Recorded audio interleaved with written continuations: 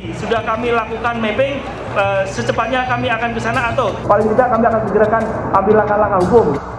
Penipuan kawan-kawan, paling takut. Halo warga sipil sekalian, seperti yang kalian ketahui, gue bukanlah aktivis lingkungan, gue juga bukan anti industri. Tapi karena pemerintah kita selalu menjadikan ekonomi dan industri sebagai pembenaran atas aktivitas penambangan nikel mereka di kawasan Laut Raja Ampat, gue jadi tergerak untuk membuat konten ini. Pemerintah itu seakan lupa gitulah, kalau banyak masyarakat kita itu yang sekolah gitu, dan beberapa diantaranya dibiayai langsung oleh negara itu sendiri, termasuk saya gitu kan. Jadi klaim-klaim seperti ini sangat bisa dihitung, sangat bisa dikalkulasikan, dan sangat bisa dibuktikan kebenarannya. Jadi pertanyaannya, apakah benar melakukan aktivitas pertambangan di kawasan Laut Raja Ampat itu adalah tindakan yang lebih menguntungkan secara ekonomi dan industri? Mari kita bedah lebih dalam di video kali ini. Oke, gue update dulu teman-teman. Sampai video ini dibuat, pemerintah sudah mencabut 4 izin usaha tambang di kawasan Laut Raja Ampat. Yeay! Tapi jangan terkecoh dulu teman-teman, sumber masalahnya yaitu PT GAG Indonesia yang beroperasi di Pulau Gak karena perusahaan Antam. Sampai detik ini, sampai saat ini, izin operasinya masih berlaku atau bukan termasuk perusahaan yang dicabut izinnya. Yang melakukan tambang nikel besar-besaran sampai 3 juta ton per tahun itu loh. Artinya apa? Artinya masalah ini belum selesai. Never compete with her. All I ever asked was attention, but you turned your back, left me hopeless. I put my trust, but you tossed it away like it was nothing. Kalau kalian cek PAD-nya Raja Ampat sekarang nih di Google ataupun ChatGPT, kalian akan menemukan angka 150 miliar per tahun. Wow, sebuah angka yang luar biasa sekali. Dan ini dikemukakan oleh salah satu anggota dewan kita, yang mana dia mengatakan bahwa, wah besar sekali loh PAD di Raja Ampat ini. Dan dia juga menolak aktivitas pertambangan yang ada di situ. Yang mana itu satu visi, satu tujuan, dan satu misi dengan gua. Gue juga menolak aktivitas pertambangan di situ. Nah, cuman di sini teman-teman, walaupun di media-media juga dikutip kalau angka PAD di Raja Ampat itu 150 miliar, tapi karena gue punya tanggung jawab, kita nggak boleh sama sekali bias kognitif. Jadi gue melakukan cross-check ulang, gue telaah lagi datanya, gue teliti lagi datanya, dan ternyata angka 150 miliar itu hyperbolik atau berlebihan. Kenapa demikian? Karena PAD-nya, kalau lu lihat datanya di BPS atau di Raja Ampat itu 31 miliar per tahun, Pak. Tahun 2024 kemarin. Wah, kecil dong, Pak. Oh ya, kalau lu bandingin dengan 150 miliar PAD ya kecil. Tapi ini bukan angka yang kecil, Pak, untuk sebuah PAD. Nah, misalnya pakai asumsi beneran 150 miliar ya, berarti putaran uang yang ada di Raja Ampat di tahun 2024 itu mungkin saja mencapai 15 triliun rupiah. Karena ada yang namanya capture rate. Jadi capture rate itu ngitung nih antara PAD sama putaran uang dan ekonomi di suatu daerah. Dan untuk daerah seperti Raja Ampat, apalagi kita ngomongin pariwisata, capture rate-nya itu relatif rendah banget, teman-teman. Ya paling di angka 1% sampai 3%. Artinya apa? Artinya bisa jadi uang yang berputar di situ bisa 15 triliun, 10 triliun, atau bahkan 5 triliun. Itu dengan asumsi bahwa PAD-nya 150 miliar. Nah, kalau 31 miliar berarti lebih kecil. Iya, lebih kecil. Dengan rumus yang sama, kita kaliin tuh ya. Asumsi 1%, 2%, 3%, kita masih mendapati angka 3 triliun, 2 triliun, dan 1 triliun. Yang mana itu uang yang sangat besar sekali. Dan kalau kita kumulatifkan dalam 50 tahun, dari tahun ini 2025 sampai 2074, maka kita akan memperoleh nilai total sebesar 446 triliun rupiah. Dan itu semua di luar sirkular ekonomi yang berputar di masyarakat. Artinya apa? Artinya angka ini besar sekali, kebermanfaatannya besar sekali, dan ini semua didapat tanpa harus merusak laut dan lingkungan. Pemirsa, keindahan gugus pulau di Raja Ampat, Papua Barat Daya kini diambang kerusakan lingkungan. Media sosial sepanjang pekan ini diramaikan dengan tagar Save atau Selamatkan Raja Ampat. Pemerintah memang sudah mengambil langkah untuk menyetop sementara operasional perusahaan tambang nikel di Raja Ampat untuk melakukan investigasi lapangan.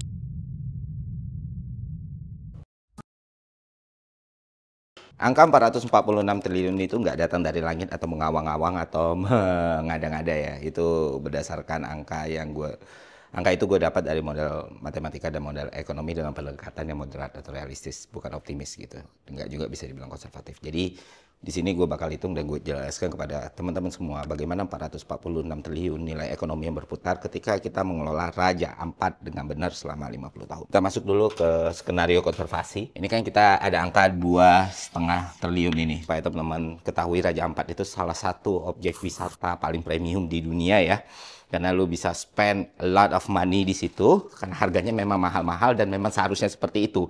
Mengingat begitu berharganya biota laut, ekosistem, dan segala hal yang ada di Raja Ampat. Nah, walaupun mahal, jumlah wisatawannya cukup banyak juga. Itu bisa menyentuh puluhan ribu dalam 1 tahun. Di peaknya bahkan bisa mencapai 50 ribu. Dan rata-rata spendingnya, mereka bisa mengeluarkan uang di kisaran 5 juta sampai 15 juta per hari. Dan durasi mereka menginap di Raja Ampat itu bisa sampai 2 minggu.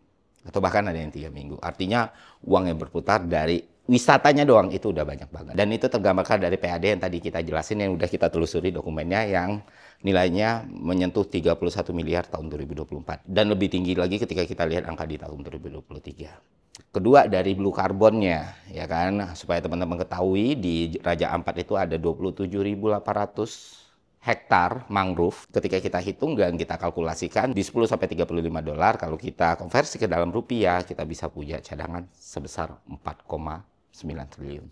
Itu juga didapat dari yang namanya putaran ekonomi lokal, coral protection, dari perikanan, dan beberapa faktor lain. Jadi angka 2,5 triliun ini sangat-sangat realistis dan masuk akal. Nah, selanjutnya pertumbuhan tahunan 4,5%, ini juga pendekatannya moderat. Terus dengan asumsi semua sektor tetap dijaga dan berkelanjutan. Nah, dari sini kita pakai pendekatan yang namanya compounding annual growth rate atau CAGR. CAGR gitu. Kalau kita hitung yang 50 tahun 0,5 per 49. Maka angka yang kita dapat 21,61 triliun.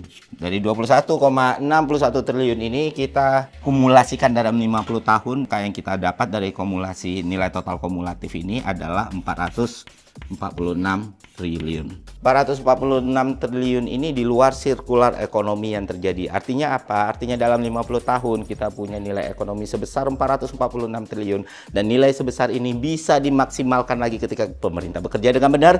Artinya sangat-sangat mungkin menyentuh angka 800 sampai 1000 triliun.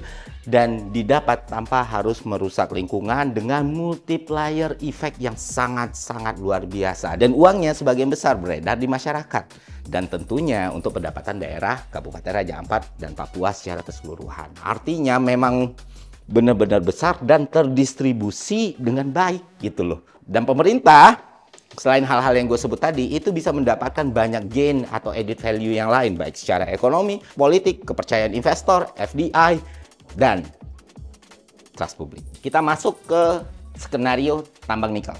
Yang mana data dan faktanya benar-benar kita riset dan kita berusaha untuk menemukan angka yang presisi. Misalnya, produksi awal 3 juta ton. Walaupun PT GAC sempat bilang produksi maksimal mereka 1,8 juta, the fact bahwa mereka bisa punya kemampuan memproduksi 3 juta. Yang satu kualitas tinggi, yang satu kualitas rendah. Yang mana harganya juga berbeda-beda nih teman-teman. Nah, sebenarnya ada 300 jutaan biji nikel yang ada di Pulau GAC. Cuman yang bisa ditambang menurut aturan dan menurut perjanjian itu sekitar 59 juta ton. Beberapa tidak bisa atau tidak layak atau tidak punya nilai ekonomis untuk ditambang. Jadi untuk ngabisin 59 juta ton ini bisa punya banyak sekali skenario perhitungan durasi tahunnya. Bisa 15 tahun, bisa 17 tahun, bisa 20 tahun, bisa 25 tahun, dan bahkan bisa dipaksain 50 tahun. Nah, ketika kita ambil rata-rata maka kita akan mendapatkan angka dengan kita masukin dengan harganya 2% ditambah dengan kurs 15.500 dengan persamaan yang dikalikan dengan harga dikalikan dengan kurs tadi, maka angka yang akan kita peroleh adalah 246,9 triliun, jelas dengan beberapa perubahan. Dan tidak ada multiplier effect atau minim sekali multiplier effect, dan semua uang ini beredarnya di Jakarta, di perusahaan PT GAC-nya, di Antamnya, atau di tempat-tempat yang sudah teman-teman ketahui. Bukan di masyarakatnya secara keseluruhan. Dan jelas, buat mereka yang mempunyai organ tubuh bernama otak, maka ini adalah pilihan yang sangat buruk. Dampaknya atau kerugiannya juga sangat besar. Ekosistemnya hancur, reputasi Indonesia sangat buruk, tingkat kepercayaan publik juga sangat menurun. Jadi dinilai dari lingkungan, dinilai dari politik, dinilai dari ekonomi, dinilai dari social structure, tidak ada bagusnya sama sekali. Tambang nikel itu bisa dibuat di berbagai tempat, tapi kita cuma punya satu Raja Ampat. Jadi cobalah dipikirkan baik-baik. Dan hal yang baik ini mungkin dilakukan dan azas manfaatnya sungguh-sungguh luar biasa, bahkan untuk seorang politisi sekalipun. Jadi itu perhitungannya. Dan kenapa gue melakukan pendekatan seperti ini? Karena gue sudah gemas sekali government, pemerintah, regulator yang ngasih izin, yang membiarkan tambang itu tetap beroperasi, serta para pendukungnya, mungkin yang dibayar atau yang nggak dibayar, itu selalu pakai kacamata ekonomi dan finansial dalam membela aktivitas tambang ini. Yang mana sebenarnya ketika kita nilai dengan sangat fair melalui ekonomi dan finansial, kerugiannya sangat besar sekali. Oke, gue tuh sampai bener-bener penasaran gitu, bener-bener nggak percaya gitu setelah melakukan perhitungan tadi. Beneran nih, sekecil ini, semua kerusakan untuk uang sekecil ini yang sama-sama kita ketahui tidak akan berputar di masyarakat nih. Apa gue yang salah hitung ya? Apa gue yang salah perkiraan ya? Apa ada matematika model yang keliru dari pendekatan yang gue lakukan ya? Akhirnya gue hitung ulang, teman-teman. Gue bener-bener hitung ulang. Gue pakai pendekatan yang optimis. Masih pakai compounding growth nih ya. Harganya gue ambil di 18.000 per tahun. Kenaikan harganya gue push sampai 3% per tahunnya. Dan dengan pendekatan yang sama, dengan formula yang sama, angka yang gue dapatin adalah 347,5 triliun. Artinya tetap lebih kecil daripada membiarkan daerah Raja Ampat steril dari pertambangan dan mengoptimalkan konservasi yang ada di situ. Ya, dari mulai perikanan, ekowisata, blue carbon, coral protection, putaran ekonomi lokal, dan lain sebagainya. Dan itu semua masih gross revenue, teman-teman. Belum dipotong sama cost operasionalnya. Belum sama dividen BUMN, belum sama setoran ke Danantaranya. Kalau dulu kan masuk langsung ke APBN nih namanya dividen BUMN. Sekarang kan enggak ya. Sekarang langsung masuk dikelola sama Danantara gitu. Artinya apa? Artinya multiplier efeknya zero alias 0. Dan dalam 50 tahun, ya, dalam 50 tahun, itulah kenapa kita pakai tolak ukurnya 50 tahun gitu. Dengan 59 juta ton biji yang bisa ditambang itu, kalau kita stretch sekalipun, paling wajar itu di 20 tahun, artinya 15-20 tahun. Nah, sisa 30 tahunnya lagi, beban, expense, cost. Biaya restorasi itu nggak sedikit, biaya pemulihan itu nggak sedikit, dan dampaknya sangat buruk sekali. Selanjutnya, skenario untuk mempertahankan kedua-duanya juga mustahil. Mempertahankan pertambangan sama konservasinya itu mustahil. Itu pasti berlaku kausalitas sebab dan akibat, teman-teman. Jarak 42,9 km yang disebut sama Menteri Bahlil ya, yang mengatakan bahwa, oh ya, ini aman kok, jaraknya jauh dari tempat wisata, 30-40 km kata dia. Nah, itu bukan jarak yang aman, karena ini pertambangan open pit, satu. Kedua, ini di laut, bukan di daerah isolasi. Ya, anak kecil pun ngerti gitu loh. Oli kalau lu tuang tiap hari ke kolam renang gitu, walaupun keadaannya dikit-dikit, lama-lama kolam renangnya juga bakal keruh gitu. Jadi nggak bisa jadi pembenaran sama sekali. Belum lagi kita ngitung dampak dan risiko dari transportasinya, kebocorannya, dan lain sebagainya. Jelas sangat-sangat tidak bertanggung jawab sekali mengatakan bahwa jarak 30-40 km itu aman. Dan satu lagi yang belum diketahui publik atau belum banyak dipahami publik adalah memang jarak antara Pulau Gak ke Piainemu itu 42,9 km. Tapi jarak dari Pulau Gak ke batas terluar laut, Taman Laut Raja Ampat itu cuma 5 km. Artinya kerusakan itu mustahil untuk dihindari. Dan akan semakin meluas ketika tahunnya semakin bertambah. Dan ketika ini semua sudah rusak, Raja Ampat ekosistemnya sudah rusak, ini akan jadi hal yang paling memalukan yang pernah dialami oleh Republik ini, teman-teman. Dalam sepanjang sejarah kita berdiri. Kenapa demikian? Supaya teman-teman ketahui Raja Ampat itu lebih dari sekedar tempat wisata yang punya visual yang luar biasa. Yang didatangi sama stakeholder, BNTK gitu ya. Seluruh dunia paham bahwa Raja Ampat itu laboratorium laut paling mutakhir, paling lengkap, paling baik di seluruh dunia. Ada 1.500 lebih jenis ikan karang di situ dan 75% jenis terumbu karang yang ada di dunia bisa ditemukan di Raja Ampat. Ada 25 lebih jenis mamalia dan 17 lebih jenis ikan hiu yang berada di Raja Ampat. Ya bahkan dugong pun ada di Raja Ampat. Makanya buat para saintis, Raja Ampat itu adalah harapan karena bukti nyata bahwa ekosistem itu bisa pulih atas kepedulian masyarakatnya atau manusianya. Karena supaya teman-teman ketahui, Raja Ampat itu tidak dibangun dari kesempurnaan dan kepedulian. Daerah ini dibangun dari kehancuran. Raja Ampat itu puluhan tahun dibiarkan oleh pemerintah ya dari sejak kita merdeka dan mengalami kerusakan yang parah. Penyebab utamanya ya illegal fishing. Banyak banget kapal bolak-balik Raja Ampat itu ngambil ikan secara ugal-ugalan gitu. Dari pakai pukat harimau sampai bom sianida. Ada beberapa aktivitas merusak yang lain. Nah, sampai pada akhirnya masyarakat di sana mulai sadar kalau mata pencarian utama mereka, sumber perut mereka, sumber kehidupan mereka itu sudah ada dalam keadaan yang kritis. Nah, atas aksi kolektif masyarakat adat di situ, dibantu sama lembaga-lembaga sains dunia juga, dibantu Pemda waktu itu juga, akhirnya kesadaran itu mulai terbangun, Pak. Mereka pun merawat Raja Ampat dengan sebaik mungkin gitu. Dan tidak butuh waktu yang lama ratusan tahun ya, Raja Ampat itu kembali pulih dari kerusakan yang muncul akibat illegal fishing tersebut. Dan pulih dengan keadaan yang lebih baik lagi. Dengan ragam jenis makhluk hidup yang lebih banyak lagi gitu. Hewan yang dulu tidak ditemukan, jadi kembali ditemukan. Dan itulah yang membuat Raja Ampat itu sangat-sangat magis gitu. Dengan demikian kita bisa simpulkan masyarakat adat Papua sudah berhasil mengharumkan nama Indonesia dan memberikan nama baik buat pemerintah kita. Tapi sayangnya air susu dibalas air tuba.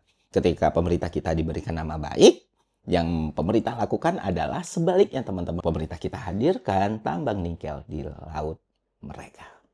Jadi intinya semua hal ini tidak hanya bejat secara moral, tapi bodoh secara intelektual. Siapapun yang memberi izin dari pertambangan ini, mau itu di masa pemerintahan Pak Soeharto, Bu Megawati, Pak SBY, Pak Jokowi, Pak Prabowo, itu sama bertanggung jawabnya. Tapi orang yang bisa membatalkan izin ini, membatalkan aktivitas tambang ini, tapi memilih untuk mendiamkan, memilih untuk membiarkan, memilih untuk melakukan segala cara supaya pertambangan ini tetap berjalan, itu bertanggung jawab sama besarnya. Karena sebenarnya menutup izin usaha PT GAG Nikel Indonesia itu bukanlah hal yang sulit, itu 100% dimiliki oleh negara ini. Lalu, dan akhirnya ini menimbulkan pertanyaan, seberapa paten sih Pak yang didapat sebenarnya? Oke, itu aja konten kali ini, semoga bermanfaat. Sampai jumpa di konten selanjutnya. See ya. Soal solusi ya sebenarnya solusinya simpel sih, ya tutup udah gitu. Terus kembangin konservasinya. Nggak usah dipanjang-panjangin, itu aja. See ya.